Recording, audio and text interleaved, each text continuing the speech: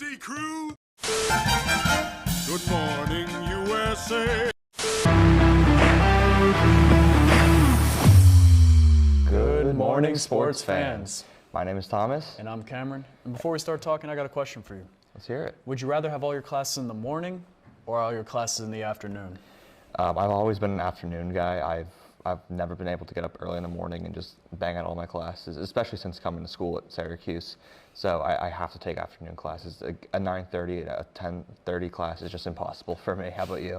I'm going to have to go morning. Again, I have trouble waking up in the morning, but if I'm not waking up in the morning, like at 9 or 10, it means I'm waking up at 1 p.m. and I'll feel like I just wasted the whole day. So At least if I finish my class in the morning, I at least I'm awake and I can do stuff all afternoon and even late morning. Like I had one time where I had an 8 o'clock and a 9:30, and those are my two classes for the day. So the rest of the day I could just do whatever I wanted. Yeah. Well, speaking of mornings, welcome back to another great episode of Good Morning Sports Fans. We're going to talk about college football. We're going to talk about NHL. We're going to talk about the NFL and so much more. And starting off, we're going to talk about college football weekly update with Eric and Sophia. Thanks, guys. We had a crazy week of college football this week. A lot of upsets. Sophia, why don't you start us off? Yeah, my first one is previously ranked number 16 Ole Miss being number 3 Georgia and a 28-10 win. This is the first time in 4 years that Georgia has lost to a team that was not Alabama. Georgia opened the game with a 7-0 lead, but they just crumbled after that. The Ole Miss defense was the star of the game. They held Georgia to less than 250 yards and sacked the quarterback 5 times. Georgia is ranked 11 after this loss, and Ole Miss moved all the way up to 10. Ole Miss and Georgia will both need to look for a strong season finish to remain in contention for the playoffs. Yeah, so then our next upset we have is Georgia Tech upsetting number 4 Miami 28-23. Miami finally loses after having a bunch of kind of close games. We were kind of looking for a team to finally break through and kind of get through their defense, get past Cam Ward. Now there's 3 teams really vying for that top spot in the ACC, and SMU is leading the conference in its first season in the ACC. And then we move over to UVA, upsets Pitt, number 23 Pitt. Pitt's looked really solid so far this year, and now UVA is beating them. That's 2 straight so far. And then Virginia now has a shot to be bowl eligible at 5-4. Yeah, my second game was Kansas upsetting Iowa State 45-36. They started a strong scoring on 5 of their first 6 drives, leading 31-13 at the half, and they went into the fourth quarter up 18 points. They just never looked back. Their running back had a record-breaking performance, and Kansas will look to continue this performance when they compete against 2 ranked teams the next 2 weeks. Moving on, we now have Heisman contenders. The Heisman race is getting close.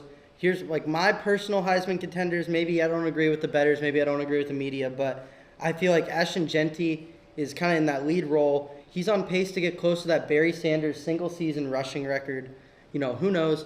He could even pass it. Then we have Travis Hunter. He's playing wide receiver and DB, but I think what kind of holds him back is he's good at both positions, but I don't know if he's elite at either of them so far this season. And then you have Dylan Gabriel, who's leading one of the hottest teams in the nation in Oregon, and he's playing out of his mind. He leads the league in a passing percentage. He's leading the Big Ten in touchdowns and in passing yards.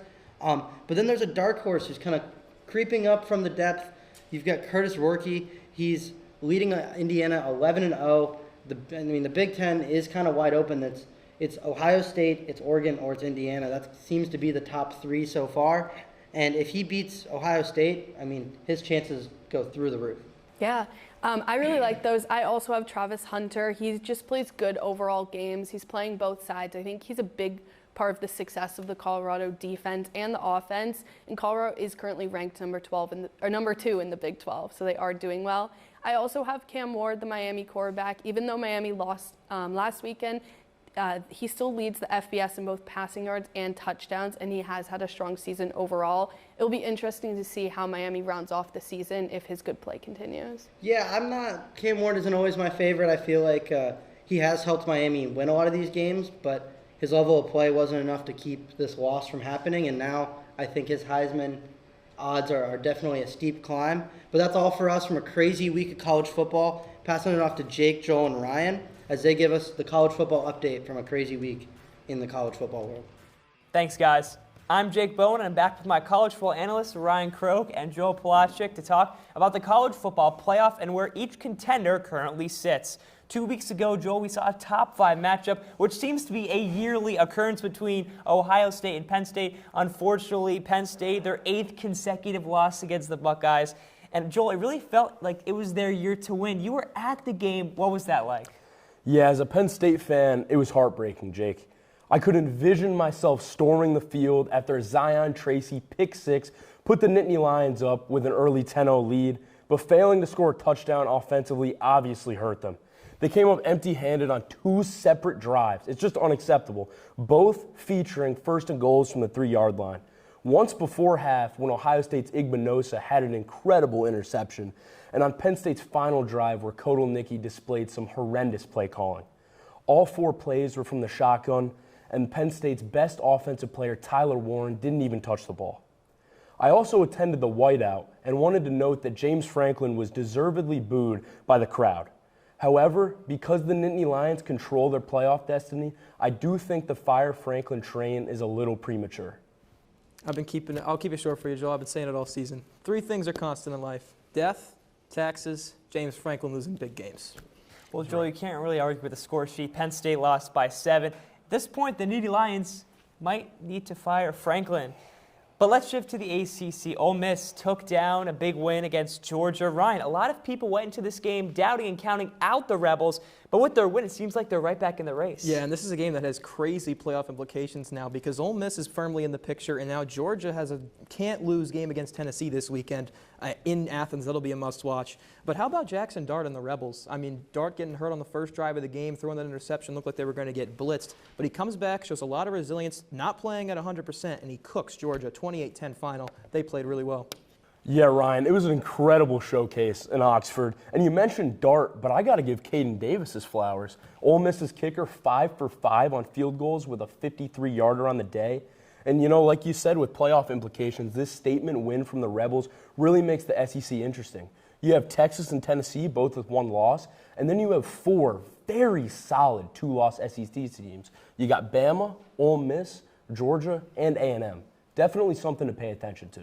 Well, Ryan, a team you're excited about to talk about makes the ACC a little closer despite, obviously, the SEC obviously way better than the ACC. But what's that team? Oh, it's Miami. 2 weeks ago, I came on here and I put them on Fraud Watch. I've been saying it all season long, and they finally proved me right. Georgia Tech finally gets the best of that defense, whatever they call a defense. I'm confident that Joel at quarterback, you at wide receiver, Jake, and me at running back, we could probably put up 21 against Miami's defense. This is not a playoff caliber team. They might sneak in, but they have to win out going forward because if they lose again, they're not a guarantee, and they're probably going to be gone round 1 even if they do get in. Real quick, let's finish with a dark horse. What's a team that stands out to you? So for me, a team to look out for is the Indiana Hoosiers. I know a lot of people said they haven't played anybody, but they've taken care of business. They're 10-0. And I just really like what Cignetti's done with that program, and I'm super excited to see what they can do in Columbus against the Buckeyes on the 23rd. Yeah, and another team that has maybe a pretty easy schedule, but I'm still looking at is Notre Dame. You know, that NIU loss, a lot of people wrote them off after week 2. But let's take a look at what they've done since then real quick. 7-0, they're scoring 44 points per game, and they're winning by just under 34 points per game in those 7 games. They're 3-0 against ranked opponents, including a win over A&M, who you mentioned as a chance at the SEC championship game. Yeah, that NIU loss was embarrassing, there's no doubt about that, but that was way back at the beginning of the season. Since then, they've been on a mission to make sure that a result like that does not happen again, and they've done just that. This is a team that will be in the Final Four come playoff time, and you can book that. Well, I'll be watching this game Saturday. Army, they put together 10, 14-minute drives. If they could do that, they'll be able to I think they'll be able to pull out with the victory. That'll do it all for the college football playoff ranking updates from Ryan Croak and Joel Palachik. I'm Jake Bowen. Let's send it over to NHL updates with Andrew and Jack. Thanks, guys. Welcome to the NHL update. I'm Jack Ziskin. I'm Andrew Sullivan, and it's been a wild first month of hockey so far. And speaking of wild, we're going to start off with Minnesota. And the Minnesota Wild are currently second in their division with 23 points and a surprising year from Kirill Kaprizov, who has 28 points and is only 2 behind Nathan McKinnon in the lead for the league right now. And in the back line, they got Philip Gustafsson, who has a 2.27 goals against average, which puts him at 3rd in the league. Well, everything the Wild have done has been so impressive this year. Really vindicating for Bill Guerin and John Hines, but heading back to the East Coast in the Metro, no cap, the Washington Capitals are for real. Alex Ovechkin, 10 goals on the season. Dylan Strome, 8th in the league in points. And bringing in Jacob Chikrin and getting rid of Nick Jensen. Who would have thought that getting a young, talented, left-handed defenseman and dumping a bad contract for the cost of a third-round pick would make your team better? They get Logan Thompson for a bag of blue pucks. Those are the lighter ones. And Washington is rolling right now. Speaking of teams who are not rolling, let's head over to Boston, where the Bruins only have 16 points in 16 games so far this year. And their big offseason acquisition, re-signing Jeremy Swayman, has been not going so well so far, as he is struggling with a 3.13 goals against average and only a .896 save percentage. Well, look, Andrew, I think we said this on our first update. Jonas Korpisalo holds the record for most saves in an NHL game. I think it's around 82. I'm not sure he's made 80 saves since then. I think the official count is around 53 over the last 7 seasons, give or take. But, you know, you're not the only fan struggling right now. There's a lot of Islanders fans struggling. Adam Pelech out, Alex Romanov out, Matt Barzal out, Anthony Duclair out, and Ilya Sorokin's on an island. The Rangers, Igor Shesterkin hasn't re-signed yet. Rangers fans are freaking out about that. But, you know, there's more bad news on the West Coast too. I mean, Edmonton have they run out of gas right now? They're not exactly winning the Battle of Alberta even. No, I mean, they are struggling very much, and I don't know if it's that line just doesn't work until the playoffs or what's happening, but their goaltending is an issue like it always is. They should have went out and got somebody, but then again, what do I know? I would argue more than Oilers management and Stan Bowman knows, but that's neither here nor there because, you know, when we look out west, obviously Dallas is the team to watch in the Central. We got Winnipeg. Well, the Jets, the only Jets that are meeting expectations this year are playing in Canada. This isn't an Aaron Rodgers Fugazi operation. This is Winnipeg. They've got 1 loss on the year through 15 games at the time of this recording, and Connor Hellebuck looks like a Vezina candidate yet again. Mark Scheifele and Kyle Connor are cooking, and looks like Scott Arniel might owe him an apology. I didn't expect him to do anything after his disastrous tenure in Columbus, but he's been fantastic. I mean, yeah, we all knew Connor Hellebuck was a fantastic goalkeeper, and the fact that there were even rumors that they would think about shipping him off to teams like New Jersey in the past offseason were just horrible. And now, right now, he's securing his spot for the USA goalie. Well, Frozen Four. Speaking of, Winnipeg fans were chanting USA backup at Jake Ottinger after they went up 4-0 on Dallas.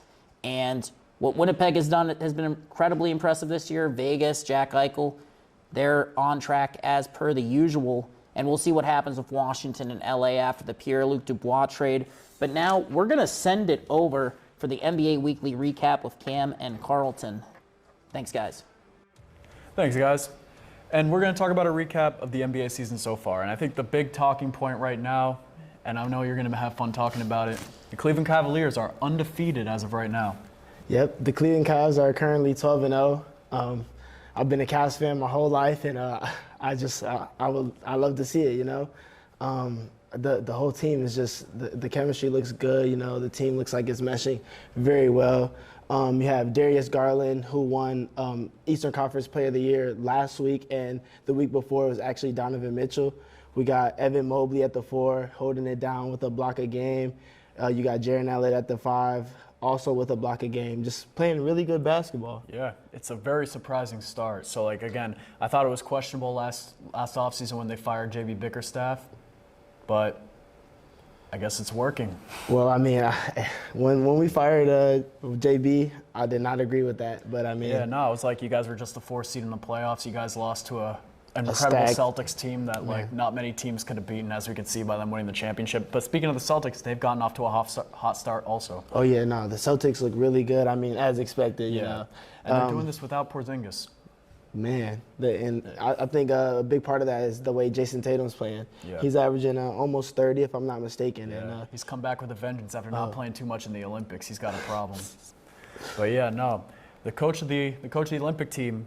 People had some questions about how he was doing during the Olympics, but people are not questioning his coaching right now. The Warriors are off to a surprisingly hot start after having a very disappointing season last year, missing the playoffs entirely. and also losing Klay Thompson, a big piece of the Warriors dynasty. I think they've only lost 2 or 3 games as of this point. Yeah, I mean, when you have a great coach like Steve Kerr and, the best shooter of all time in Steph Curry. Yeah. I mean. And Curry even seems to not be playing as good as he usually does. I don't know, who's really been stepping up for them, but they just seem to really gel well. And I guess that's what Steve Kerr's always been good at, is getting a team to gel. And so we've talked about a few, let's talk about some disappointing teams. Okay, I think the first thing we got to talk about is the Bucks. Man, the Bucks are currently 2-8. Yep. Giannis does not seem to be happy. Again, yeah. I honestly thought they'd more implode in the playoffs, not the regular season. I've always kind of seen Doc Rivers as a regular season coach. I feel like Doc's teams always do really well in the regular season, are between the 1 and the 3 seed in the playoffs, and then absolutely playoffs is a different story. They play horrible. You see it with the Sixers. You've seen it with the Clippers. You've seen it everywhere. And I mean, it looks like we're seeing in the regular season. Yeah, I guess he's really just regressed into a bad regular season coach also. But Giannis, he's playing well, but he seems to be very disgruntled. Yeah, I mean, he needs help, one of the best players of our generation, and he can't do it alone. I know they have Damian Lillard, but he's been... Yeah, he hasn't been that too good since he's gotten to the Bucks. Do you think Giannis could request a trade soon if these keep going as bad as they are? I want to say no, because I think I thought I'd see Giannis in a Bucks uniform, his whole career, but I wouldn't be surprised if he requests a trade. Yeah. 2 other big-time teams in the East have also been a little bit disappointing. The Sixers, I believe, have only won 2 games at this point. And you got a lot of controversy with Joel Embiid, has not played a game yet this season. Paul George was injured for the first few weeks. And Tyrese Maxey, I believe, has gotten a little bit banged up now. The Sixers, they're struggling right now. And it seemed that they were a really complete team. This seemed to be the best team of the process, and honestly the last chance of the process, signing Paul George. But they just haven't seemed to be getting wins lately. I mean, I don't know. I feel like the Sixers might be one of those cursed teams. Yeah. I mean, you got Paul George. Every time they come in with a complete roster, it just seems like everything falls apart. The problem is Embiid, he just can't stay healthy. Yeah, it's all injuries, especially with Embiid. It starts with Embiid. He's an MVP caliber player, and he needs to be there for his team if they want to win. Yeah, now I'm going to go on my tiny little rant. Knicks are 4-5 right now. Again, trade 5 first-round picks for Mikal Bridges, which I was a little bit worried about. I was happy we got Bridges, but 5 first-round picks is a lot. And then also the Cat trade, again, I've warmed up to it a little bit because Cat's actually been playing really well, and Jalen Brunson is. I think the Knicks starting 5 is very good. Mikal Bridges could be playing better considering we trade 5 first-round picks for him. But we got no depth. There's Miles McBride as the 6th man. And he plays good, but some nights he doesn't. And then who else is on the bench? Tyler Kolek, Pacome Dadier, Jericho Sims. A bunch of very young, raw players are playing right now for the Knicks, and I think that's what's causing problems. I think if the Knicks make a trade soon in the season, then they could pull it together. But Tibbs teams usually start slow. Yeah, I mean, it's still early in the season. Yeah. They still have a fair shot at, making some noise this season. And now after basketball, we're going to take it to football with an NFL week recap with Stacey, Teddy, and Tommy. Thanks, guys. Welcome back. We have the weekly NFL recap. I'm Tommy Rooney, joined by Stacey Carter II. And Teddy Caputo. It was a great week of NFL football this week. Stacey, what stood out to you? The Chiefs are 9-0 now. They beat the Denver Broncos 16-14. It was a struggle, but they got the job done. And they've been winning in different ways week by week. They're 10th in offense, 4th in defense. But Pat Mahomes hasn't had a great season. 12 touchdowns against 9 interceptions. That's something that we thought we'd never seen from him. And if you look at the stats as far as wide receivers, including Travis Kelce, Hall of Fame tight end, under 500 yards. Yep. It's amazing. How are they winning week by week and not putting up the stats that we're used to seeing from the offense? And no Pacheco, too. Yeah, and no Pacheco. And no Rashee Rice. True. Yeah, it's crazy. Their next opponent, however, is the Buffalo Bills. The Buffalo Bills are 8-2. They're hot right now. They can keep teams under 10 points and under. They did that 4 times this season already. That could be the one loss for the Kansas City Chiefs. It better be. Don't forget about Christmas Day. They play the red-hot Pittsburgh Steelers as well. So. That won't be an easy game. But I think if they get past the Bills, they can more than likely run the table, go 17-0. They got Houston, too. So, if they're barely beating – struggling. Yeah, no, they have. But if they're barely beating the Broncos, then I mean, at some point, something's got to give because they're getting by with these lucky wins at the end of the game. Yeah. Forgetting how to block a field goal, stuff like that. But it's scary. I don't want it to happen. But neither do I. Please don't. Teddy, what stood out to you this week? Well, you mentioned the Texans and how that could be a game that the Chiefs lose. It was about to be a game that the Lions are going to lose, but the Lions were resilient. They held in there, and they got that win despite a record game for Jared Goff throwing 5 interceptions. There's only been 3 quarterbacks who've thrown 5 interceptions in the NFL era and have actually won, Tony Romo and Brett Favre being the other 2. The Lions got off to a really slow start, really not staying true to their identity with those 2 running backs, Montgomery and Gibbs, but they found their stride running the ball in the second half, which, I mean, I guess Jared Goff was still throwing picks, but it helped him later on in the game keep his cool and his composure, relying on those guys. And C.J. Stroud was hot in the beginning, finding his receivers, not remembering that Stephon Diggs and Nico Collins are both out. Joe Mixon's a bad man in space, but they just weren't winning the battle up front, both offensively and defensively, which they couldn't get the run game going in the second half. C.J. Stroud lost his stride, and the Lions were able to bounce back. And let me tell you, Jake Bates is probably my new favorite player in the NFL. I love that guy. Brick salesman, man. I love that guy. Great post-game speech. And let me tell you that one 4th down, 4th and 11, where he hit the first 58-yard field goal, if Amon-Ra St. Brown made that catch, Dan Campbell's probably going for it. And maybe they would get it, but maybe they wouldn't, and that would have changed the whole game. So props to Jake Bates on that huge kick there and the one to win the game. Absolutely. Well, those are both great games. I think that the game of the week this past week was the Steelers and the Commanders. I happened to be there in person. Yeah. It was a fantastic environment. Yeah. Steelers took over the stadium. There were terrible towels flying around the entire stadium. And I know that the Commanders fans were probably a little disappointed by that. But there was a lot of big plays in this game that influenced the outcome. None more important than the jump off sides by Commanders rookie, Jerzon Newton. And that play changed the game. Russ with his hard count. Everybody in the world knew that we were going to try to get them to jump off sides there, and they fell for it. There were also, the controversial Zach Ertz. Did he get the first down on that one catch?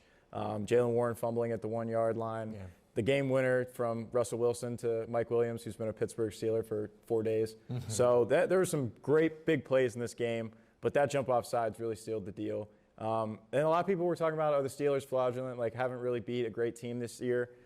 This was a huge win for the Steelers, for Russ, for the locker room. And now they've got the Baltimore Ravens this week. And that'll be, it's a massive game. And that's probably the game of the week. Yeah, the Steelers, this is their first divisional game of the year. This is the latest that a team is playing their first divisional game in NFL history. Wow. Week 11, which is wild. They play the NFC North for basically the rest of the year. But they're 3-1 against Lamar. But they've never played him with Derrick Henry. So that'll be, obviously a factor in the game. But for everybody here, Stacy and Ted, thanks for joining us. We're going to go ahead and send it to Leo and Kieran for NFL preview. Thanks, guys. Kieran Boston, Leo Schaefer, here to preview some of the best games in the NFL Week 11. So, Leo, what's a game on the slate that you got in mind? Well, I'm going to start off with the popular answer, and that's Bills-Chiefs. I think that's on everybody's slate this weekend. Patrick Mahomes v. Josh Allen, 2 of the best quarterbacks in the NFL, 2 of the best offenses in the NFL together. I just think that if that game isn't on your 4 o'clock window slate is a must watch, unless if your favorite team is playing. Like what are you doing? Kieran, any other thoughts? I think that this could be the week where Kansas City finally loses. I think that if they win in Buffalo this Sunday, I think they're going to run the table. I think this is really the only shot they have at losing. Speaking of running the table, I think another matchup that we got to talk about, Ravens-Steelers. You've mentioned this a couple of times before, but I think both of those teams have serious playoff potential. Can you give some thoughts or implications on the minor details of that match? Yeah, the Steelers, I was not a fan of them switching from Justin Fields to Russell Wilson, but boy was I wrong, and it told me never to judge Mike Tomlin because he knows what he's doing. And he's really stretched out. He can air it out, unlike Justin Fields. He's a much better passer, which has given the receivers much better chances, and they've really just ran with it. See, I'm a proud Russell Wilson hater. I've not been a fan of him ever since he was under Sean Payton's lore in Denver. But I got to say, I'm kind of respecting him a bit more now that he's with Pittsburgh and he's under a better situation. I do think that the Ravens have been struggling a little bit offensively as they lost to Jameis Winston and the Cleveland Browns. But yeah, that was shocking. Lamar Jackson, he's an MVP candidate. I think he's just gonna absolutely dominate. I'm taking the Ravens in that one. If we have time, final game, Commanders Eagles, division on the line pretty much. Yeah. Who you got? I'm going to go with the Commanders. I really like what I'm seeing from Jaden Daniels in that offense. I mean, they were so close last Sunday with the Steelers, and I don't think the Eagles have been playing the greatest. I think that Nick Sirianni is really holding that team back. And Dan Quinn, to me, is the coach of the year so far, so I'm going to go with the Commanders. The underdog in me really wants to put Philly on this one, but I don't know. I think there's a fine line between Jalen Hurts and Nick Sirianni, and that's been hurting them this year. That's really been hurting them. It's shown. I don't think they're going to go far in the playoffs if the Eagles are a wild card team. So in relation to that, I do think the Commanders are going to win this game. Yeah, that's it for us, and we'll toss it to the outro. Thanks for watching another episode of Good Morning Sports Fans. I'm Cameron. I'm Thomas. And we'll see you next week.